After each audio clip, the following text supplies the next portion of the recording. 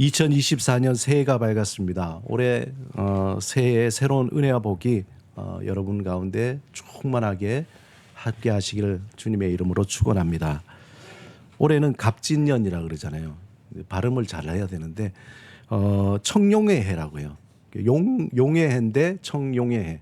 그래서 우리 교인들 가운데 청년들 가운데 용띠가 누가 있을까 봤더니 세윤이가 용띠고 오늘 그래서 보라색 입고 온 거야 청룡? 그 다음에 소은이가 또 용띠. 예, 두 사람이 2000년생으로 밀레니엄 세대 용띠입니다. 성경에 보면은 주로 용은 부정적인 이미지죠. 뭐 우리가 잘 알듯이 에덴 동산에서 아담과 하와를 유혹한 게 뭡니까? 뱀이잖아요. 또 그와 이어서 이 용이라는 것은 어떻게 보면 하나님의 반대쪽에선 대적하는 그러한 이미지가 있습니다. 특별히 요한계시록에 보면은 용을 직접적으로 사탄으로 그렇게 상징을 하고 있습니다. 게다가 또 서양에서 보면 용은 항상 인간을 이렇게 해치는 그런 존재. 뭐 물론 이제 용이 어떤 뭐 이렇게 정의의 의미도 있지만 주로 부정적인 의미인데 반대로 동양에서는 굉장히 긍정적인 그런 의미죠. 이게 신비롭고 그 다음에 뭔가 우리에게 행운을 주고 그리고 뭐 뭔가 능력을 주는 어떤 그런 힘. 그래서 뱀이 나중에 뭐가 되려고 합니까? 막 나중에 여유주를 물고 그렇게 용이 되려고 하는. 근데 용이 되지 못한 뱀을 뭐라 그러죠? 이묵이라 그러잖아요. 어쨌든지 용이 되려고 하고. 그래서 그런지 동양에서 어떤 황제, 군주, 지도자들 보면은 뭐 용의 어떤 이미지를 갖고 뭐 왕의 얼굴을 뭐라 그럽니까? 용안이라 그러잖아요. 그렇죠? 그런 것처럼 용은 굉장히 그런 좋은 긍정의 럭키한 또 뭔가 우리에게 힘을 주는 그런 이미지가 있습니다. 특별히 전통적인 동양 청문학에서 이 청룡이 주는 의미가 강한 의지 또는 용맹 그리고 지혜 그런 이미지가 있다 그래요.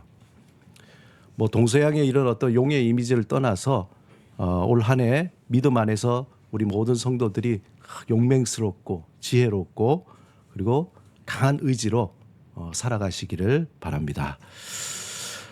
그런데 이 새해 첫날이 돼서 여러분도 다 뉴스에 들었지만 첫날부터 일본의 7.5 강 대지진이 막 일어난 거예요. 예.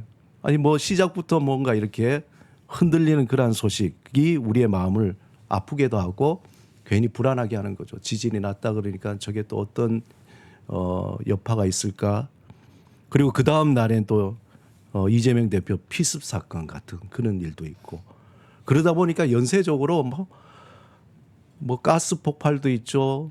또 일본뿐만 아니라 다른 나라에도 굉장히 지진이 많이 일어나죠. 그래서 아니 올해 이렇게 뭔가 좀 힘있게 새롭게 시작하려고 하는데 이 새벽부터 그냥 우리의 마음을 무겁게 합니다.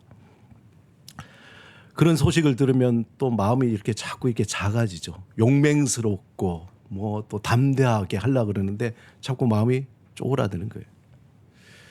더욱이 올해 4월엔 또 총선이 있잖아요. 그러니까 예상하기는 굉장히 여야 우리나라가 그냥 혼란스럽고 그리고 대립으로 뭐 벌써부터 그냥 아주 뉴스들이 첨예합니다. 오고 가는 말들이 그렇게 좋은 말들이 아니고 그래서 경제적으로 또 외교적으로도 전문가들이 다 어렵대요. 그런 얘기 안 했으면 좋겠는데 다 어렵대요. 그런 얘기 들으면은 아유 참 마음이 더 콩알만해지는 그런 생각이 듭니다. 이럴 때일수록 또 우리 마음이 흔들리지 않도록 어떻게 해요? 믿음 위에 서는 수밖에 없어요. 믿음의 반석 위에 우리가 서서 세상은 흔들리지만 그런 믿음 위에서 우리가 한 걸음 한 걸음 2024년도를 견고하게 또 담대하게 그렇게 살아가야 하겠습니다. 잠언 4장 23절에 보면은 모든 지킬 만한 것 중에 더욱 내 마음을 지키라. 생명의 근원이 이에서 남이니라. 우리가 환경적으로 외부적으로 아무리 흔들리고 또 어려울지라도 마음을 다 다잡고 있으면은 그걸 다 이겨낼 수가 있잖아요.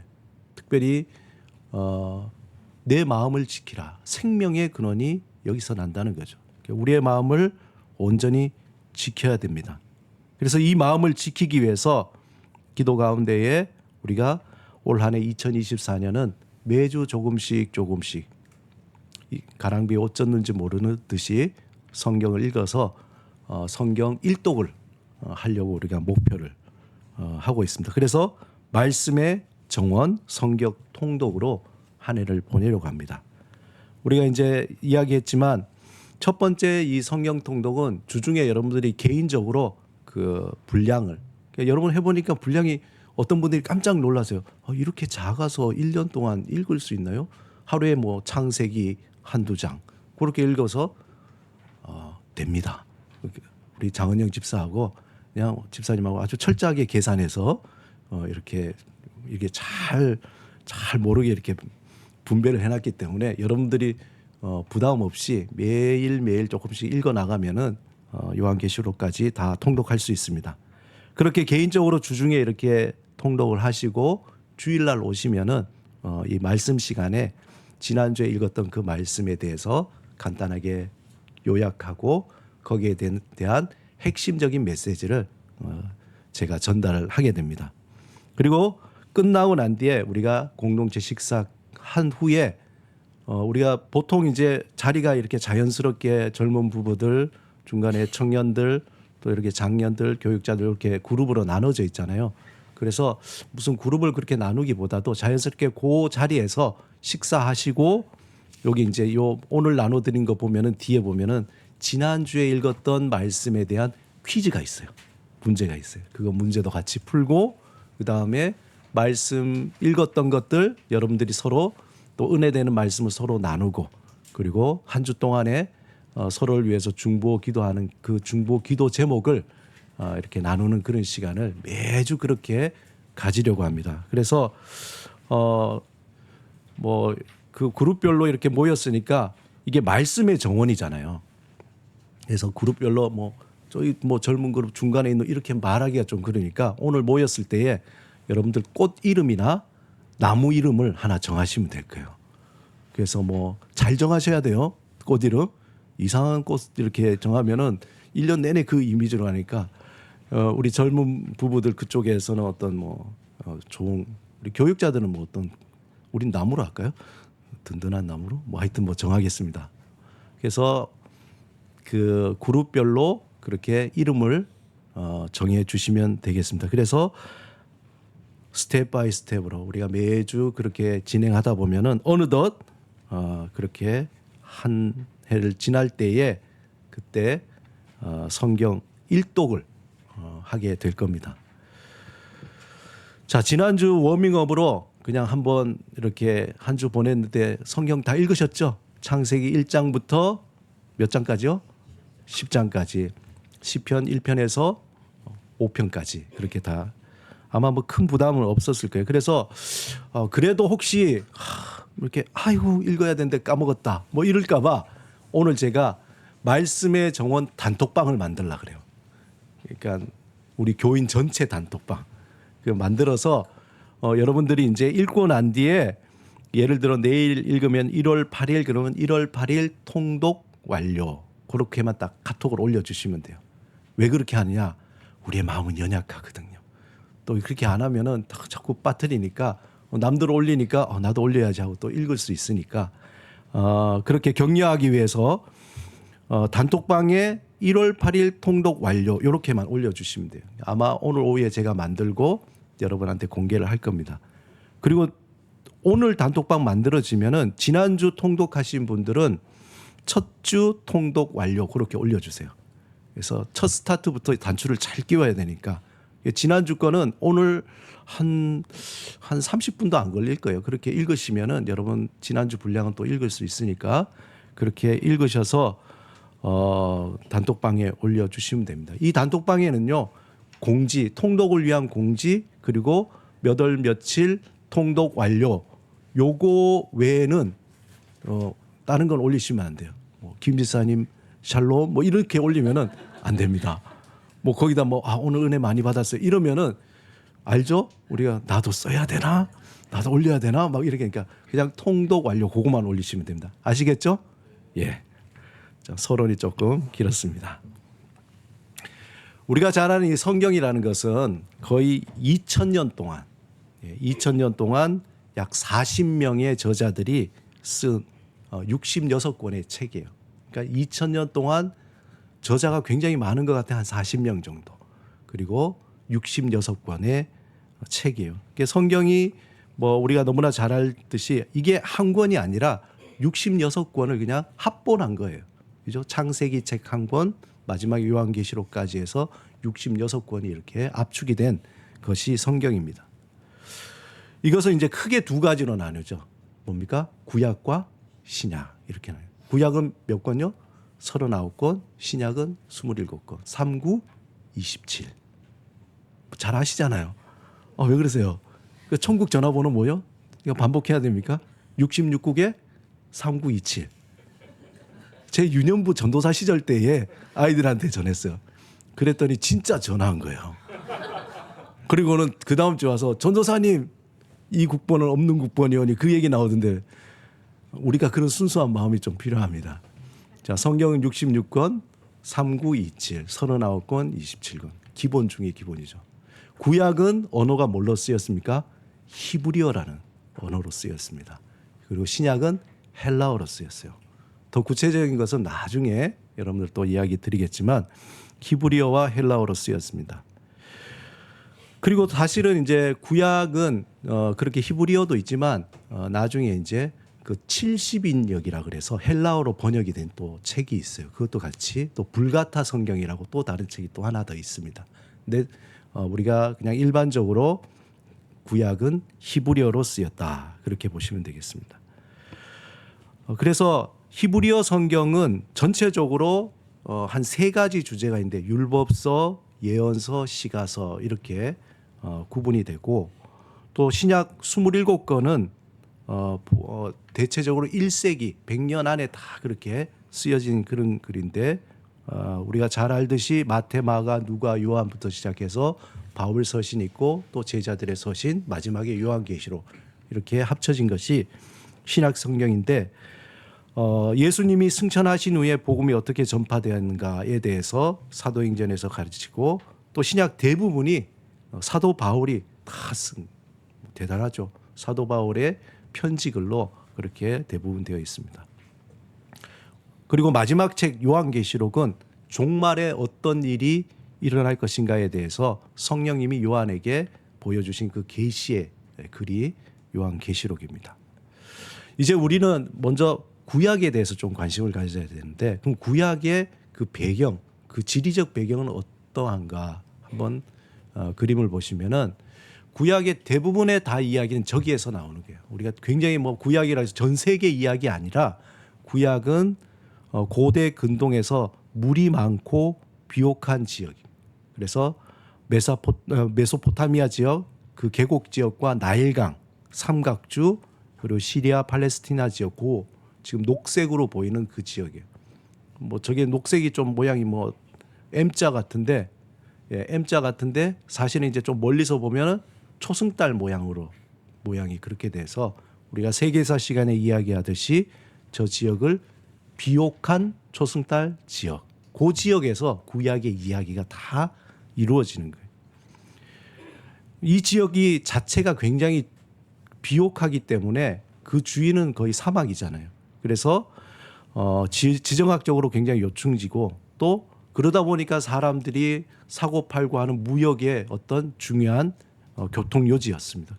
또 그러다 보니까 주위에 있는 강대국들이 저 지역을 차지하려고 애를 씁니다. 왜냐하면은 어떤 중간 브릿지와 같은 지역이기 때문에 동양과 서양, 유럽을 잇는 그러한 어떤 중요한 지대이기 때문에 저기를 선점하려고 막 각축전을 벌인 거죠. 그래서 강대국들이 이곳을 지배하려고 많은 시도가 있었고 그러다 보니까 많은 전쟁의 이야기들이 저 초승달 지역에 일어나게 됩니다. 자, 구약 성경은 우리도 보지만 유대인들도 봐요.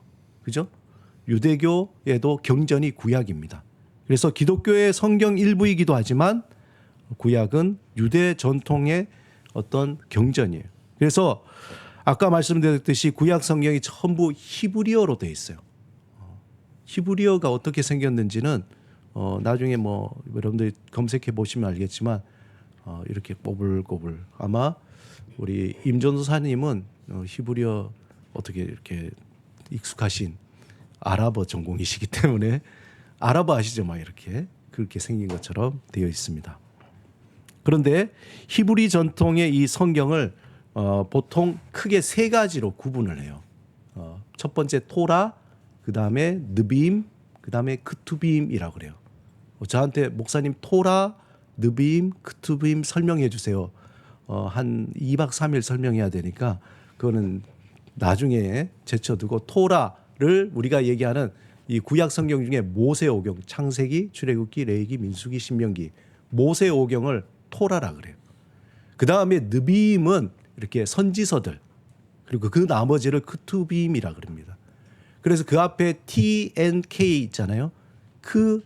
토, 느, 크 그래서 타나크라고 보통 구약 성경을 그렇게 이야기를 합니다. 그래서 구약 성경을 크게 세 개로 이렇게 구분해서 이야기하는데 안타깝게도 구약 성경에 이 원문은 없어요.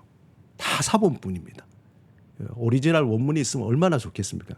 원문은 찾을 수가 없고 사본도 아주 오랜 후대에 사본이 이제 발견이 되는데 그 사본만 있고 그 사본을 가지고 또 사람들이 베껴서 그 사본을 만들고 또 그런 사본들이 여러 개 흩어져서 여기저기서 조금씩 발견되다가 오래전에 쿰란 동굴이라는 데서 이 사본 항아리 속에 사본이 아주 엄청난 양이 발견이 되기 시작했어요. 제가 성기순례 갔을 때 쿰란 거기 가봤는데 거기에 이제 그 사본들이 이렇게 두루마리로 저런 식으로 이렇게 그래서 이사야도 뭉치도 나오고 다른 여러 가지 뭐 예언서들 그다음에 뭐 이렇게 성문서들 그런 두루마리로 나오는데 그러다 보니까 어떤 거는 찢어지고 닳고 그래서 또 그걸 사본을 베끼고 해서 그 사본들만 이렇게 존재한다는 거예요. 그러면 이 성경이 그렇게 여기저기서 모이다 보니까 이거는 정말 하나님께서 주신 말씀이구나. 이거는 조금 가짜 같아. 뭐 이렇게 정리가 필요하잖아요. 그 진위 여부가 필요해서 그걸 뭐라 그러면 정경화 작업이라는 거예요.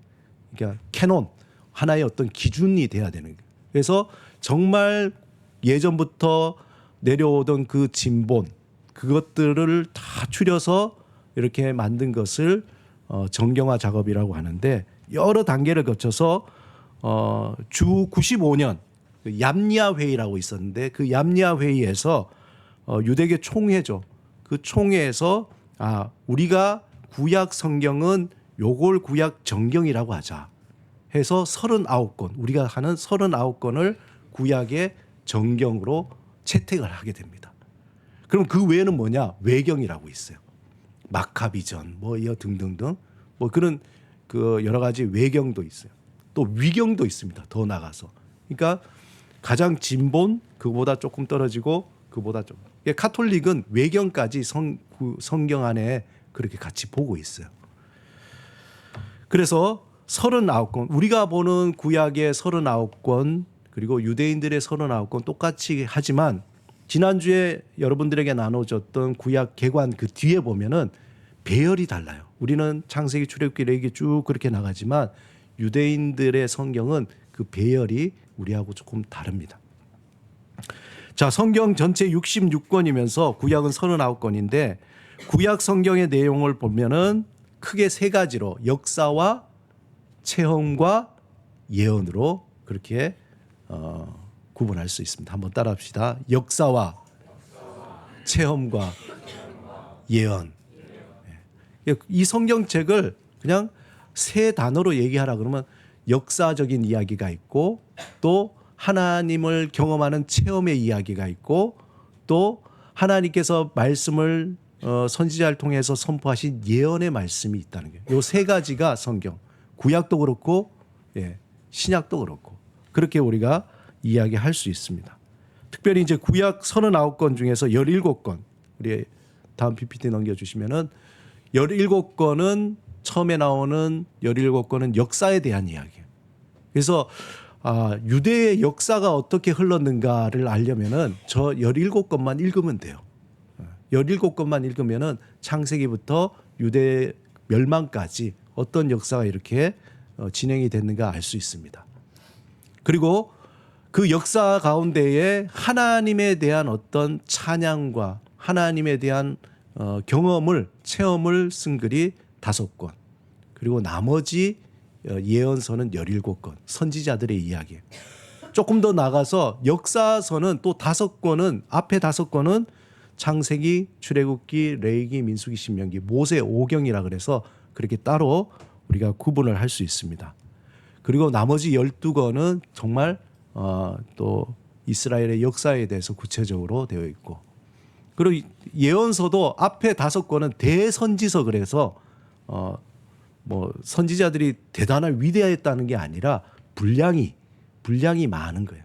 또 이사야, 예레미야 뭐 이렇게 5권은 분량이 많아서 대선지서라 그러고, 나머지는 분량이 작아서 소선지서라고 그렇게 이야기하고 있습니다. 자, 그러면 그 역사적인 구약의 이야기를 한 8가지로 나눌 수 있는데, 자, 한번 봅시다. 넘겨주시면은, 첫 번째는 태초 시대 때에 우리가 잘 알듯이 하나님께서 태초에 세상을 창조하시고 또 그 이후에 스스로 타락한, 그리고 대홍수가 일어나고 그리고 바벨탑을 쌓는 그러한 그리고 흩어지는 이야기가 태초 시대 때 이야기입니다.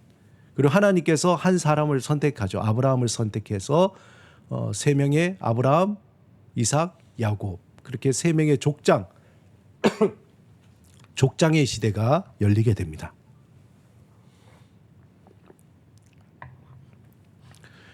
그리고 세 번째는 이 히브리 민족이 그 애굽의 노예로 생활하는 노예의 생활이 이루어지는데, 잠깐만요. 아이고, 구약의 얘기를 하니까 목이 막히네.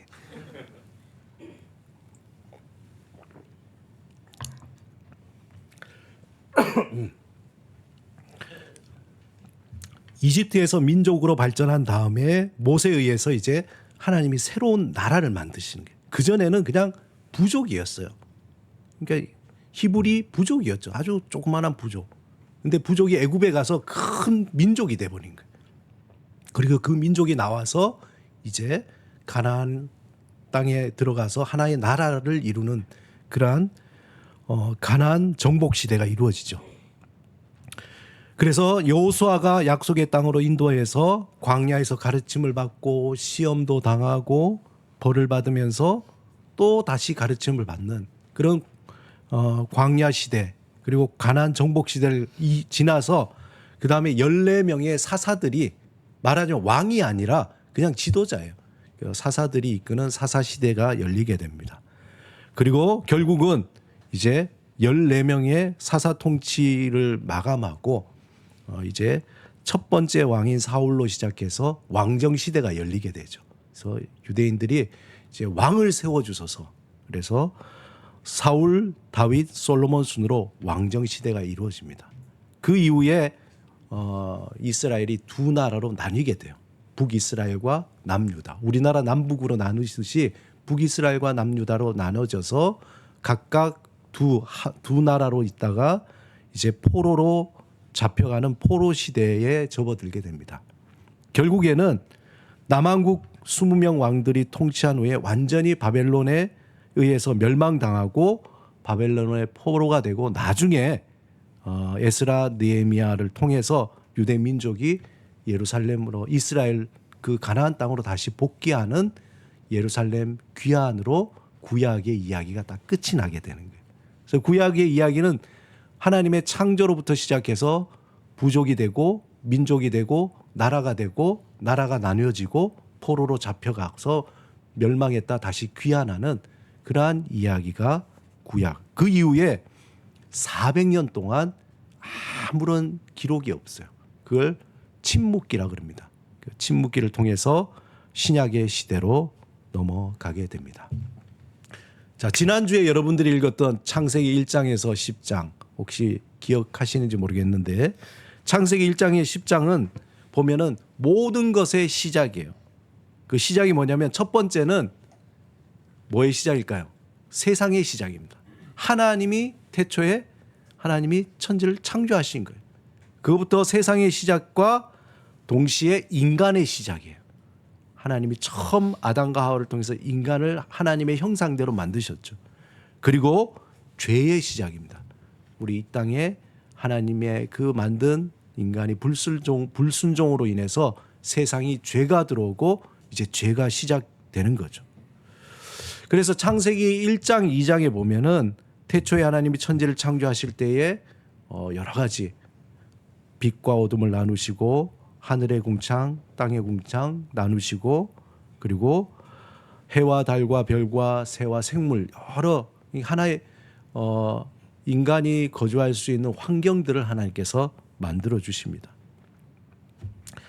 그리고 마지막 날에는 가장 중요한 창조, 안식일을 창조했다는 거예요. 7일날 우리가 보통 쉬었다고 하는데 그게 아니라 하나님이 안식을 창조하신 거예요. 그래서 사실상 창조의 목적은 안식에 있다는 거예요. 안식의 목적.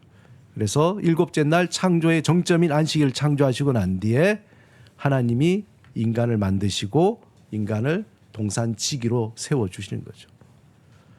창세기 3장에는 어떤 일이 있습니까?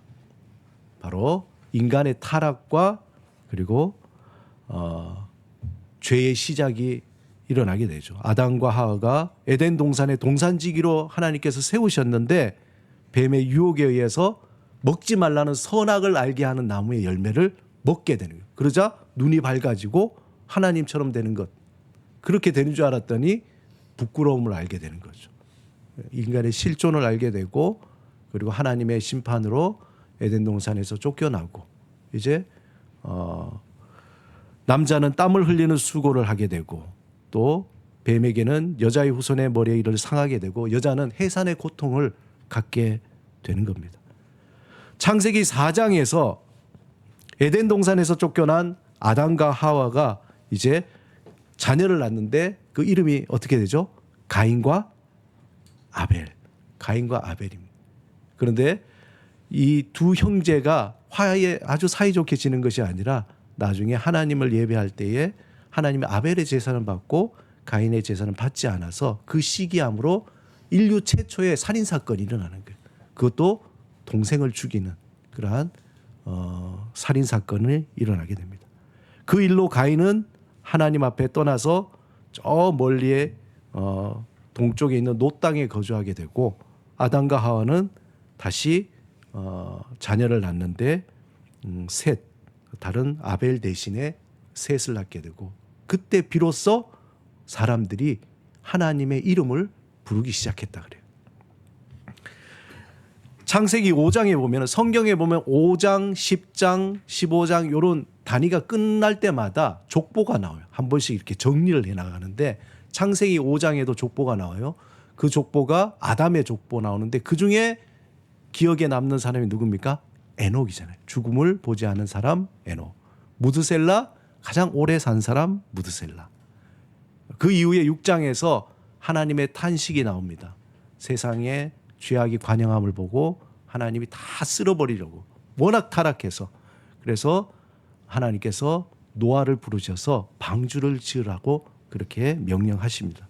그리고 드디어 6장에 하나님은 사람의 죄악에 세상이 가득함을 보시고 이제 한탄하시고 이제 홍수 심판을 일으키시죠. 40일 동안 비가 오고 이 방주는 150일 동안 물 위에 떠 있어서 누가 살아남겠어요? 아무도 못 살아남아요. 노아의 가족만이 살아남고 세상의 모든 것이 다 물에 잠겨버렸죠. 그 이후에 이제 하나님께서 비를 그치게 하시고 창세기 7장에 보면은 방주가 만들어지고 난 뒤에 40일 비가 내리고 8장에서 이제 하나님께서 비를 그치고 노아가 이제 비둘기도 보내고 이렇게 땅이 말랐는지 또 알아보니까 이제 비둘기가 다시 돌아오게 돼서 방주가 아라라산에 머무르고 그 다음에 방주의 문을 열고 나가서 하나님 앞에 정결한 짐승과 정결한 번제로 하나님 앞에 예배를 드리는 그러한 사건이 나옵니다.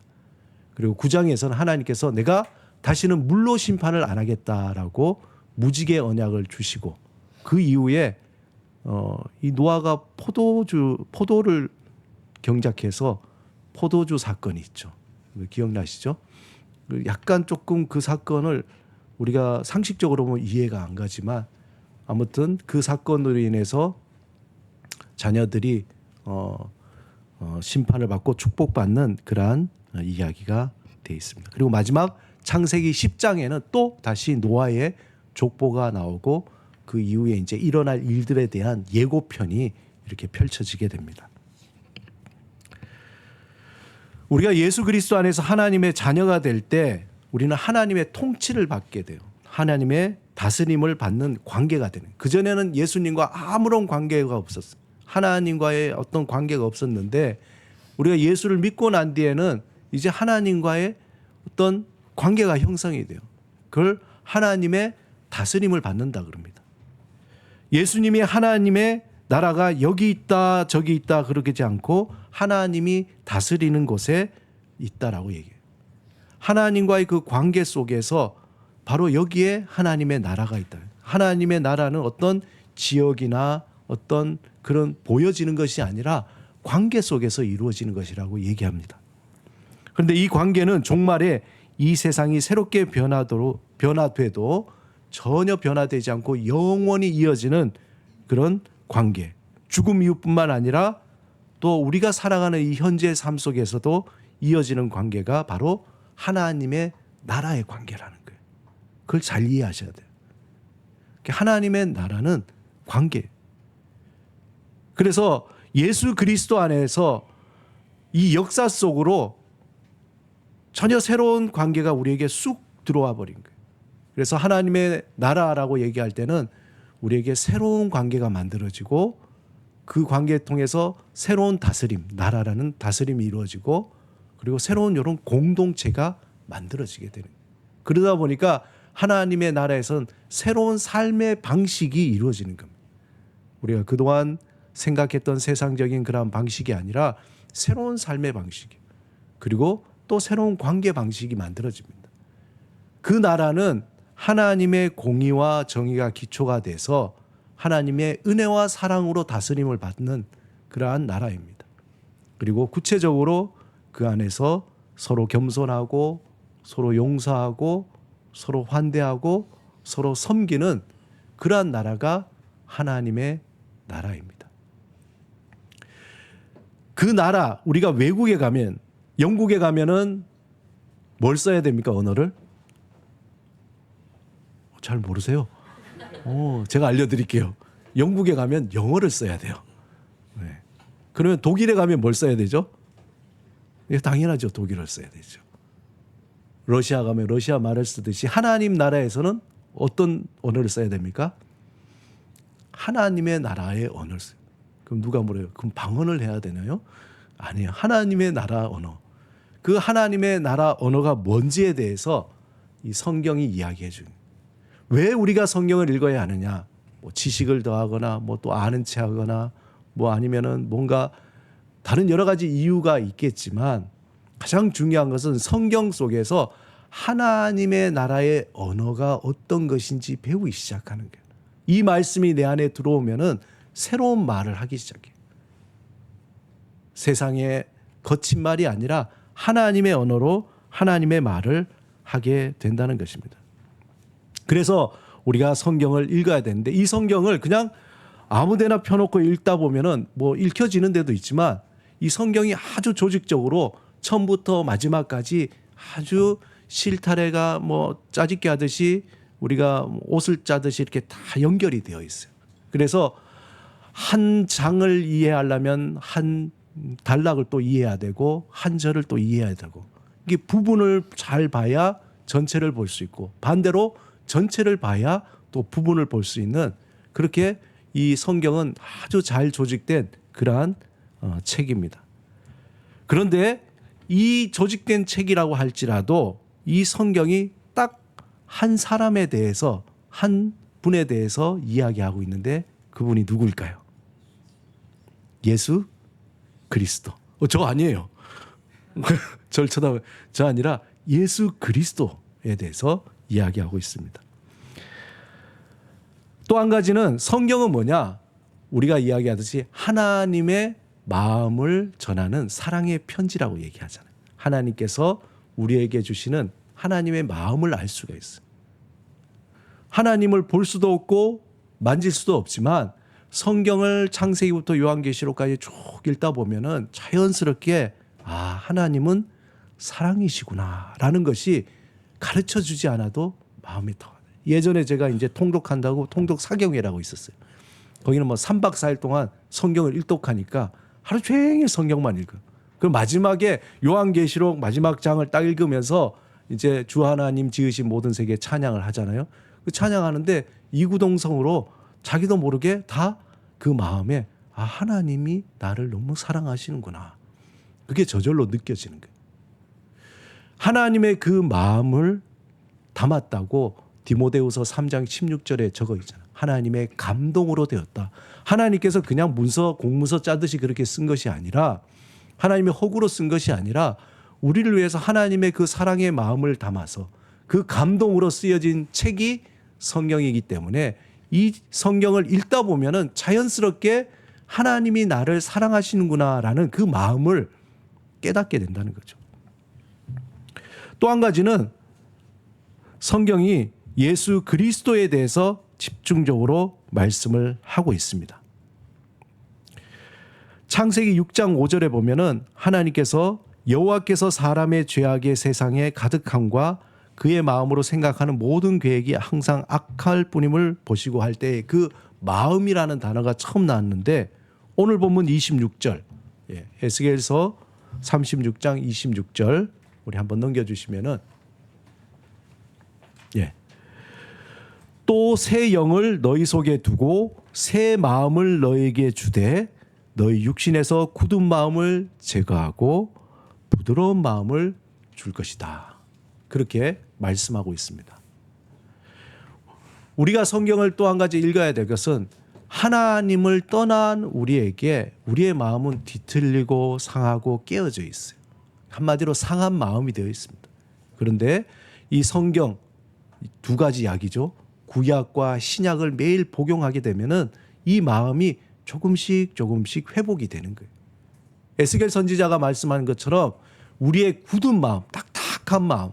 그래서 뭘 얘기해도 듣지도 않고 무엇을 말해도 감동하지 않는 우리의 마음.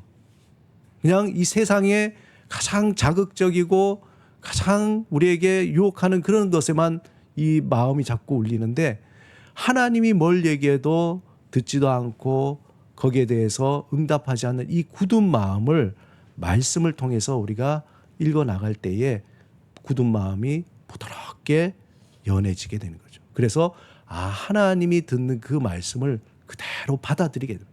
예전에는 그럴까 하던 말씀이 하나님의 말씀에 대해서 그렇습니다라고 응답하게 되는 겁니다. 사랑하는 여러분, 인간의 마음이라는 것은 하나님을 떠날 때에 점점 굳어지기 시작해요. 인간의 마음. 그리고 감각을 잃어버리게 됩니다. 그러면서 인간은 타락하게 되고 온갖 죄악을 일삼게 됩니다. 마음에 양심에 화인을 입은 것처럼 뭘 해도 그냥 무덤덤하게 하는 거죠. 그 마음을 잃어버리기 시작할 때에 인간은 본능에 충실한 짐승과 같이 행동을 하게 됩니다. 저 사람이 그럴 수 있을까? 그 마음은 이미 상하고 깨어져서 그렇게 행동을 할 수밖에 없는 거죠. 하나님의 마음을 온전히 회복하기 위해서 예수 그리스도 안에서 새로운 피조물로 우리가 거듭나게 되고 또한 십자가에서 우리 죄를 대신하여 돌아가신 부활하신 그 예수 그리스도의 능력으로 죄 사함을 받을 뿐만 아니라 우리의 마음의 정결함을 받게 되는 거예요. 이제 시작이 되는 거예요. 이제 굳어진 마음이 조금씩 부드럽게 되는 그러한 과정이 시작된 겁니다. 그래서 온전히 하나님의 마음을 회복해 가는 과정, 그것을 우리가 성화라고도 얘기합니다. 그때 비로소 부드러운 마음으로서 하나님의 자녀로서 우리는 새로운 행동을 하게 되고 새로운 삶을 살게 됩니다. 그러므로 날마다 예수 그리스도 안에서 이 굳은 마음을 제거하기 위해서는 하나님의 이 말씀으로 우리가 계속 그 굳은 마음에 영향을 줘야 되는 거예요. 하나님의 마음을 회복하기 위해서 하나님의 은혜와 또한 하나님의 사랑을 이 말씀을 통해서 우리가 회복시켜야 됩니다. 날마다 말씀을 읽고 묵상하고 마음을 새길 때에 점점점 우리 마음 속에 굳은 마음이 부드러워지게 되는 거죠. 특별히 성경 말씀을 읽을 때 마치 마음에 씨를 뿌리는 것 같아요. 우리가 씨를 뿌리다 보면 어떻게 됩니까? 거기에서 온갖 것들이 싹이 나는 것처럼 생명의 씨가 뿌려지고 자라나서 하나님의 아주 다양한 마음의 꽃들이 피어나기 시작하는 거죠. 그리고 그 꽃의 향기를 날리는 사람으로 변화가 되는 겁니다. 세상의 욕심과 거짓과 탐욕과 악취, 그 악취를 내는 사람이 아니라 말씀을 읽고 묵상하고 새길 때에 우리 안에 새로운 향기가 일어나기 시작하죠. 아, 저 사람 예수 믿는 사람 같네. 저 사람 정말 믿음 있는 사람 같네. 그렇게 다른 사람들이 그 향기를 맡게 된다는 겁니다. 이제 새해에 우리가 결단을 하고 하나님이 주시는 이 새 마음을 품고 매일마다 말씀의 씨를 우리 마음 가운데 뿌리시기 바랍니다. 그리고 우리의 굳어져 있는 이 마음이 풀어지고 부드러워져서 나 자신을 용납하고 다른 사람을 용납하고 다른 사람을 섬기고 또 나 자신을 사랑하고 다른 사람을 사랑하는 그러한 우리 미화 십자가 교회 모든 성도들이 되시기를 주님의 이름으로 축원합니다. 우리 함께 말씀을 생각하시면서 기도드리겠습니다.